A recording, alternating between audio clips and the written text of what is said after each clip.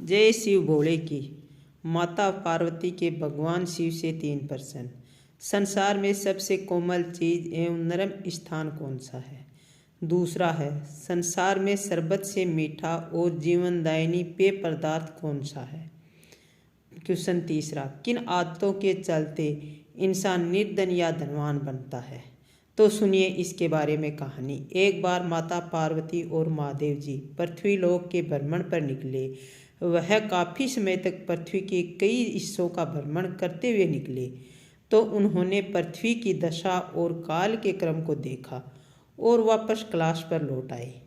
तब माता पार्वती जी उनके साथ भ्रमण पर थी तो पृथ्वीवासियों की दशा को देखकर उनका मन विचलित सा हो उठा और महादेव जी से पूछने लगी, हे प्रभु, पृथ्वी का अवलोकन करते हुए मेरे मन में 3 प्रश्न उत्पन्न हुए हैं, आप उनका निवारण कीजिए।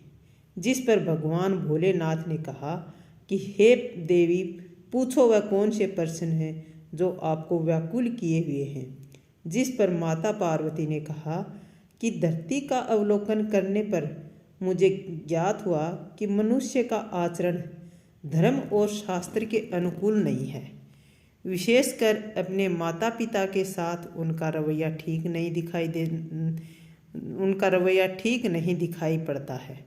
कोई अपने माता पिता की सेवा करता दिखाई पड़ता है, कुछ ऐसे भी हैं कि उनकी सेवा भाव करना तो दूर, माता पिता का यथोचित सम्मान तक नहीं करते हैं। इसके अलावा अनेकों ऐसे हैं जो सुखी हैं, संपन्न हैं और खुशहाल हैं, और कुछ पूर्णतः दुखी हैं तथा बेहाल हैं। इसलिए भगवान, मेरे यही मुख्यतः 3 प्रश्न हैं जिनका मैं उत्तर खोज रही हूँ। आपसे विनती है कि कृपया इनका निदान कीजिए। इतना कह माता पार्वती ने वह 3 प्रश्न कह सुनाए। सबसे पहले कि संसार में सबसे कोमल अर्थात नरम चीज या स्थान कौन सा है। दूसरा प्रश्न है, संसार में शरबत से भी मीठा और जीवनदायिनी पदार्थ कौन सा है। तीसरा और अंतिम किन आदतों के चलते मनुष्य धनवान या निर्धन हो जाता है। जिस पर महादेव ने कहा कि हे देवी, मैं आपके प्रश्नों के उत्तर अवश्य दूंगा, परंतु इस दरमियान आप निद्रा को धारण मत करना। जिस पर माता पार्वती ने कहा, प्रभु, आप कथा कहिए, मैं वचन देती हूँ कि मन और ध्यान लगाकर आपके वचनों का पालन करूँगी। भगवान शिव ने कथा कहना शुरू किया। महादेव कहते हैं कि किसी नगर में एक धनवान सेठ रहता था जो देश विदेश में भ्रमण कर व्यापार किया करता था। उसकी 3 पुत्रियां थीं जो अति सुंदर और गुणवान थीं। देखने पर वह तीनों राजकुमारी की तरह जान पड़ती थी। इस तरह से सेठ का जीवन सुखी और सुकून से गुजर रहा था। एक दिन सेठ को व्यापार के किसी काम से विदेश में जाना पड़ता है, एक ऐसे देश जहां सोने चांदी और बहुमूल्य वस्तुओं की खान थी, जिसके चलते वहां एक से एक उन्नत और सुंदर चीज़ों का निर्माण होता था।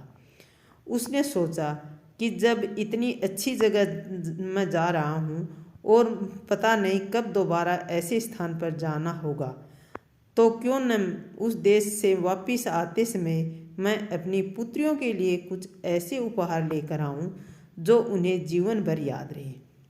यह सोचकर उसने अपने सेठानी से मंत्रणा की। सेठानी से कहा कि लौटते वक्त अपनी पुत्रियों के लिए क्या लेकर आऊं। जिस पर सेठानी ने सलाह दी कि अब हमारी बेटियां बड़ी हो चुकी हैं, अब बेहतर यही होगा कि आप उनसे खुद पूछ लें कि उन्हें किस चीज़ की चाहत है। जिस पर सेठ ने बड़ी बेटी को बुलाकर उससे एक प्रश्न किया कि पुत्री, आप मुझसे कितना प्रेम करती हो। जिस पर बड़ी बेटी ने कहा कि पिताजी, मैं आपको अपने प्राणों से भी ज़्यादा प्रेम करती हूँ। जिसे सुन सेठ बहुत ही प्रसन्न हुआ और बोला, पुत्री, मैं कल व्यापार के लिए विदेश जा रहा हूँ, जहाँ से मैं तुम्हारे लिए कोई विशेष उपहार लाना चाहता हूँ। तुम्हारी कोई पसंद या ज़रूरत हो तो बताओ। जिस पर पुत्री ने कहा, पिताजी, आती बार वहाँ से मेरे लिए सोने और मोतियों से जड़ा एक दर्पण लेकर आना। जिस पर सेठ ने पुत्री को हाँ कहा और मंजली बेटी को बुलाया।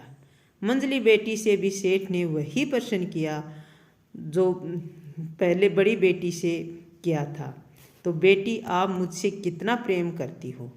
जिस पर मंजली बेटी ने कहा कि पिताजी, मैं आपको इस दुनिया में भगवान से भी ज़्यादा प्रेम करती हूँ। जिसे सुन सेठ का सीना गर्व से चौड़ा हो गया। उसने अपनी मंजली बेटी से भी उसकी पसंद और इच्छित वस्तु पूछी।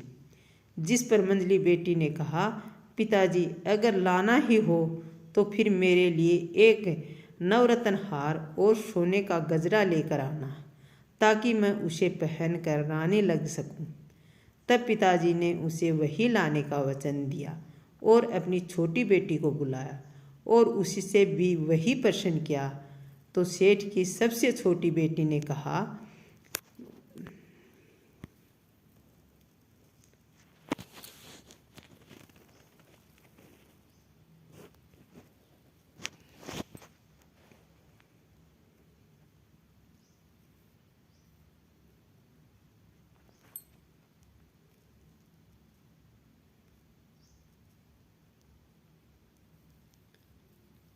सेठ की सबसे छोटी बेटी ने कहा कि पिताजी, मैं तुमसे उतना प्रेम करती हूँ जितना आटे में नमक, यानी कि चुटकी भर। यह सुनकर सेठ के मन में गुस्से का भाव आ गया। तब उसने अपनी बेटी से कहा कि तुम्हें अपनी बड़ी बहनों से कुछ सीखना चाहिए। मैं तो विदेश से आपके लिए कुछ सुंदर उपहार लाना चाहता था, परंतु अब मैं आपकी बहनों के लिए ही लाऊंगा, आपके लिए नहीं। जाओ, मैं अब निकट भविष्य में भी आपके लिए कुछ भी नहीं सोचूंगा। तब वह सेठ गुस्से में ही विदेश चला गया और लौटते समय अपनी बड़ी और मंजली बेटी के लिए जो उपहार उन्होंने अपने लिए मंगवाए थे उनको लाकर दे दिया और अपनी छोटी बेटी से कहा कि तुम मुझसे चुटकी भर प्रेम करती हो तो मैं भी तुम्हारे लिए कुछ भी नहीं लेकर आया। सेठ की छोटी बेटी ने कहा कि कोई बात नहीं पिताजी, मैं अपनी बहनों के पास सुंदर उपहारों और आप सकुशल घर वापस लौट आए, इसी में बहुत खुश हूँ। मुझे और कुछ नहीं चाहिए। दिन गुजरते गए। कुछ दिन बाद एक सुंदर सा राजकुमार उस सेठ के नगर में घूमते हुए आया। उसे बड़े जोर से भूख प्यास लग रही थी।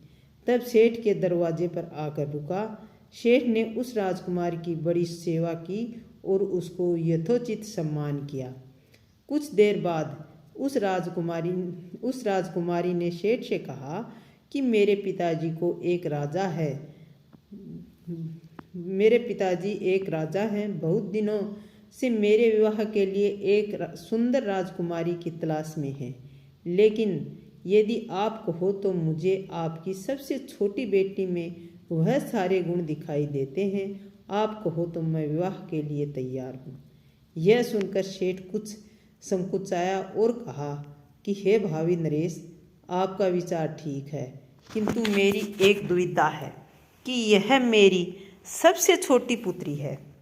इससे पहले मेरी दो बड़ी पुत्रियां अविवाहित हैं। आप कहें तो मेरी सबसे बड़ी पुत्री के साथ आपका विवाह कर सकते हैं। राजकुमार ने सेठ की दुविधा को समझ उसे कहा कि इसके लिए मुझे अपने पिताजी से बात करनी होगी। इसका निर्णय वही लेंगे कि आपकी बड़ी पुत्री इस काबिल है या नहीं। इसके लिए आपको मेरे साथ अपनी बड़ी पुत्री को राजमहल भेजना होगा। मेरे पिता इसको योग्य मान लेंगे तो यह विवाह हो सकता है, अन्यथा मैं सकुशल आपकी पुत्री को वापस घर लौटा जाऊंगा। राजा के पुत्र की बात सुन सेठ और सेठानी ने अपनी बड़ी बेटी को उसके साथ राजमहल भेज दिया। वहां पहुंचकर सेठ की बड़ी बेटी को बैठने के लिए सबसे कोमल और नरम गद्दा दिया गया और सुंदर व ताज़ा फलों से बना स्वादिष्ट पेय शरबत पीने को दिया और दासियों ने भी उसकी खूब सेवा की। कुछ देर बाद राजकुमार भी वहां आया और उसने सेठ की बड़ी पुत्री से दो सवाल किए कि क्या आपने कभी आज से पहले ऐसे नरम और कोमल गद्दों पर शयन किया है? और क्या आपने कभी आज से पहले इतने सुंदर स्वादिष्ट ताज़े फलों का सुगंधित शरबत का पान किया है? सेठ की पुत्री ने काफ़ी देर बाद सोचकर उत्तर दिया, नहीं, मैंने न तो आज से पहले कभी ऐसे गद्दों पर शयन किया है और ना ही ऐसा सुगंधित शरबत पिया है। तब राजकुमार ने कहा कि हे सेठ पुत्री, आप अपनी परीक्षा में विफल हुई, अतः आप मेरी पत्नी और इस राज्य की रानी नहीं बन सकती। वादे के अनुसार मैं आपको आपके पिता के पास लौटा आता हूँ।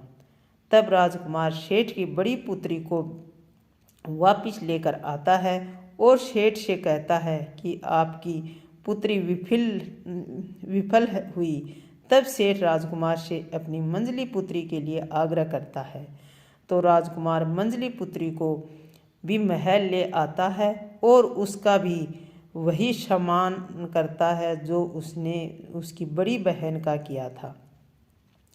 तब राजकुमार उससे भी वही प्रश्न पूछता है। इस पर सेठ की मंझली बेटी ने कहा कि नहीं, आज से पहले मैंने कभी ऐसे नरम और कोमल बिस्तर पर बैठने या शयन करने का अनुभव नहीं किया और ना ही ऐसे स्वादिष्ट पेय शरबत को पीने का अनुभव किया है। तब राजकुमार ने कहा कि हे सेठ पुत्री, आप परीक्षा में विफल हुई, अब आप मेरी पत्नी और इस राज्य की रानी नहीं बन सकती। वादे के अनुसार मैं आपको तुम्हारे पिता के घर लौटाकर आता हूँ। और राजकुमार सेठ की मंझली बेटी को लौटा आता है और सेठ से कहता है कि आपकी मंझली बेटी भी सुयोग्य नहीं है। अब आप कहें तो आपकी छोटी बेटी को राजमहल ले जाकर अपने पिता से इसके बारे में निर्णय जानना चाहता हूँ। यह सुनकर सेठ अनमने मन से हाँ कर दी और ले जाने की आज्ञा दे दी। तब राजकुमार सेठ की सबसे छोटी को राजमहल में अपने पिता के समक्ष ले जाता है और उसको भी वही सम्मान देता है जो उसकी बड़ी बहनों को दिया था। दासियों ने उसको बैठाने के लिए नरम और कोमल गद्दा दिया और पीने के लिए स्वादिष्ट पेय शरबत दिया। और तब राजकुमार ने उससे भी वही प्रश्न किए, क्या आपने आज से पहले ऐसे गद्दे पर बैठने का अनुभव किया है? सेठ की पुत्री ने कहा, हाँ। यह सुनकर पास में खड़े राजकुमार के पिता अचंभित रह गए कि ऐसे कैसे हो सकता है। फिर राजकुमार ने अपना दूसरा प्रश्न किया कि क्या आपने कभी ऐसे आज से पहले इतने स्वादिष्ट पेय शरबत को पीने का अनुभव किया है? तो सेठ की पुत्री ने बड़े दृढ़ निश्चय के साथ कहा कि हाँ, किया है, और एक बार नहीं कई बार किया है। तब राजकुमार के पिता ने कहा कि हे सेठ पुत्री, आप मुझे बताइए कि कब और कहाँ आपने यह सब चीज़ों का अनुभव किया है। सेठ की पुत्री ने कहा कि मैंने आज से कई वर्षों पूर्व, जब मैं बहुत छोटी थी, तब मैंने माँ की गोद में इसका अनुभव किया है, क्योंकि माँ की गोद दुनिया के सभी कोमल और नरम बिस्तर से ज़्यादा अच्छी होती है। वहीं मैंने इस शरबत से ज़्यादा पौष्टिक पेय का अनुभव किया है। जब मैंने माँ की गोद में उनका स्तनपान किया था, वह पेय दुनिया के सभी स्वादिष्ट शरबतों से ज़्यादा पौष्टिक होता है। वह हमें बड़े होकर बलवान और रोगों से लड़ने की क्षमता देता है। इससे अच्छा शरबत या पेय पदार्थ हो ही नहीं सकता। यह सुनकर राजकुमार के पिता आश्चर्य से सन्न रह गए और कहने लगे कि जो गुण वह ढूंढ रहे थे वह सेठ की इस छोटी लड़की में मौजूद हैं, अर्थात यह इस राज्य की रानी या बहू बनने के लायक है। तब राजकुमार ने सेठ के घर जाकर अपने विवाह के लिए उनकी सलाह लेने से एक मुहूर्त निकलवाकर उसकी छोटी लड़की से शादी कर ली। और उसे अपने राजमहल में ले गया।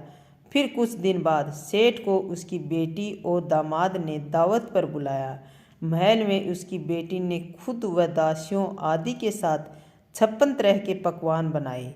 सेठ जब खाने पर बैठा तो एक एक कर वह प्रत्येक व्यंजन को चखता, पर किसी एक का स्वाद तय नहीं कर पा रहा था। वह मन में छल्ला रहा था और एक समय वह उठ खड़ा हुआ और छलाकर बोला, ये क्या महाराज, कहने को तो ये 56 भोग है, पर किसी में नमक नहीं है, तो किसी में मिर्च अधिक है, तो किसी में गुड़ है। यह सुनकर दामाद बोला कि पिताजी, क्या हुआ? यह भोजन तो विशेष तौर पर आपकी बेटी ने खुद आपके लिए बनाया है। तब सेठ यह सुनकर चौंका। क्या कहा? ये सब इस छुटकी ने बनाया है? यह कहते हुए वह अपने स्थान से खड़ा होकर बेटी की तरफ बढ़ा। तब बेटी अपने स्थान से खड़ी होकर बोली, जी पिताजी, यह भोजन मैंने अपने हाथों से खुद चुनिंदा मसालों और काजू बादाम इत्यादि डालकर शुद्ध घी से बनाया है। तब सेठ बोला, वो तो सब ठीक है, परंतु इसमें किसी में तो भोज्य में नमक क्यों नहीं है? बिना नमक के कोई भी भोजन स्वादिष्ट कैसे बन सकता है? यह सुनकर बेटी कुछ तीखी होकर बोली, पिताजी, यही तो मैंने कुछ वर्षों पूर्व आपसे कहा था, जब आप विदेश जा रहे थे और आपने हम सब बहनों से पूछा था कि आप मुझसे कितना प्यार करती हैं। तो मैंने आपसे कहा था कि पिताजी, मैं आपको इतना प्यार करती हूँ कि जितना आटे में नमक चुटकी भर। तब आप ये समझ ही नहीं पाए थे कि मैं आपसे कहना क्या चाहती हूँ। आप तो उस समय अपनी झूठी प्रशंसा और चाटुकारिता में व्यस्त थे। तब आपने मेरा कितना तिरस्कार किया था और मुझे वर्षों अपनी प्रेम की छाया से दूर रखा। मैंने तब यह कहना चाहती थी कि बिना चुटकी भर नमक के कोई भी पकवान, जो कि कितना भी अच्छे मसालों या शुद्ध घी से बना हो, वह स्वादिष्ट नहीं हो सकता। उसी प्रकार से बच्चे के लिए एक पिता का उनके जीवन में होना बहुत ही जरूरी और किसी भी भोजन में नमक की तरह होता है। यदि नमक न हो या बच्चों का पिता न हो तो दोनों ही बहुत ही बेकार होते हैं। अर्थात पिता के न होने से बच्चों का जीवन अधूरा होता है। अपनी बेटी की ऐसी ज्ञान भरी बातें सुनकर सेठ बहुत ही दुखी हुआ क्योंकि उसे अपनी गलती का एहसास हुआ कि उसने जाने अनजाने में अपनी सुंदर और गुणवान बेटी का वर्षों तक दिल दुखाया है। तब सेठ अपनी बेटी के आगे आत्म गलानी से भरकर हाथ जोड़कर माफ़ी मांगने लगा कि तुम तो साक्षात दुर्गा का स्वरूप हो, और कहने लगा कि अपने पिता को माफ़ कर दो, आप जुग जुग जीवो। वो बेटी आपकी तरह से हर घर में बेटियां हो जो अपने पिता का नाम ऊंचा कर दे। आज मैं धन्य हो गया। तब ऐसा सुनकर देवी पार्वती जी महादेव से बोली, धन्य हो प्रभु, आपकी कथा बहुत ही मार्मिक और ज्ञान के नेत्र खोलने वाली थी। परंतु प्रभु, आपकी कथा में मेरे 2 प्रश्नों का उत्तर, नरम और स्वादिष्ट का उत्तर तो मिल गया, परंतु मेरे तीसरे प्रश्न का उत्तर नहीं मिला। तब भोलेनाथ ने कहा कि धैर्य रखो देवी, अभी कथा समाप्त नहीं हुई है। यह कहकर महादेव जिस प्रकार से सेठ की 2 पुत्रियों की नीयत थी, उसी प्रकार से उनको अपने जीवन में उपहार मिले। जैसे एक को सोने का दर्पण और दूसरी को सोने का हार तथा गजरा। उन्होंने लालचवश अपने पिता से झूठ बोला और सीमित ही उपहार अपने पिता से पाया, और इसी छोटी सोच के कारण वह राजकुमार के प्रश्नों को समझ न सकी, और वहीं उसकी छोटी बहन ने अपनी सादगी के साथ ज्ञान का अर्जन किया। लालच नहीं किया तो उसने अपना पूरा भविष्य आराम से बिताया। इस प्रकार ये शिव पार्वती की तीनों कहानी है। जय हो माता पार्वती।